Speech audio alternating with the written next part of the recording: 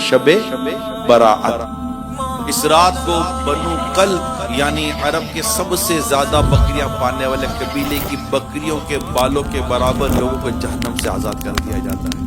توبہ قبول ہو میری، توبہ قبول ہو۔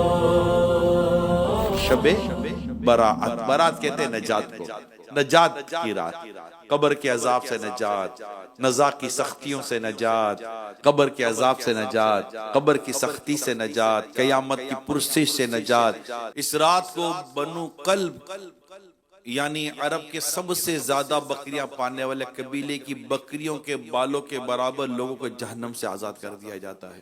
حدیث پاک میں ہے جب شعبان کی درمیانی یعنی 15ویں رات آئے تو اس رات قیام یعنی عبادت کرو، دن کو روزہ رکھو۔ بے شک اس رات سورج غروب ہوتے ہی اللہ پاک اپنی شایان شان آسمان دنیا پر تجلی فرماتا اور ارشاد فرماتا ہے کوئی مجھ سے مغفرت مانگنے والا کہ میں اسے معاف کر دوں؟ کہیں لبیک یا ربی، میں حاضر ہوں میرے مولا، مجھے معاف کر دے۔ تو اللہ فرماتا ہے کوئی مغفرت مانگنے والا کہ میں اسے معاف کر دوں؟ ہے کوئی رزق مانگنے والا کہ اسے رزق عطا کروں؟ ہے کوئی پریشان حال کہ میں اس کی پریشانی دور فرماؤں؟ ہے کوئی ایسا طلوع فجر تو یوں ہی اعلان ہوتا رہتا ہے۔ ابھی جو میں نے آپ کو حدیث بیان کی ابن ماجہ کی حدیث ہے، رات کو عبادت کرنے کی اور دن کو روزہ رکھنے کی۔ یہ عبادت کی راتیں ہیں، یہ مغفرت کی راتیں ہیں، یہ بخشش کی راتیں ہیں، یہ توبہ کی راتیں ہیں۔ کتنا نادان ہے وہ شخص جو ان راتوں اور ان گھڑیوں کی اہمیت کو نہیں سمجھتا، اس کی فضیلت کو نہیں سمجھتا، اور نہ جانے کن کن باتوں میں الجھ جاتا ہے، کن کن معاملات میں پھنس جاتا ہے۔ مانگ لو مانگ لو چشم تر مانگ لو، مانگ لو مانگ لو چشم تر مانگ لو، درد دل اور حسن نظر مانگ لو، پیارے آقا کے طیبہ میں گھر مانگ لو، مانگنے کا مزہ آج کی رات ہے۔ تو یہ رات غفلت میں گزارنے کی رات نہیں ہے، نصیبوں سے ملتی ہے یار، اور سچی بات ہے نصیب والوں کو ملتی ہے۔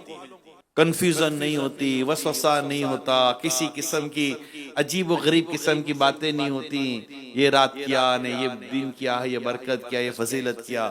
بس یہ عاشقان رسول اللہ کی رحمت پر ٹک ٹکی باندھے بیٹھے ہیں، ان پر آقا کا ارشاد پہنچا ہوا ہے کہ آج کی رات نازک رات ہے، نامہ اعمال تبدیل ہونے کی رات ہے، آج کی رات فیصلے ہونے کی رات ہے، اور نہ جانے کیسے کیسے فیصلے ہوں گے۔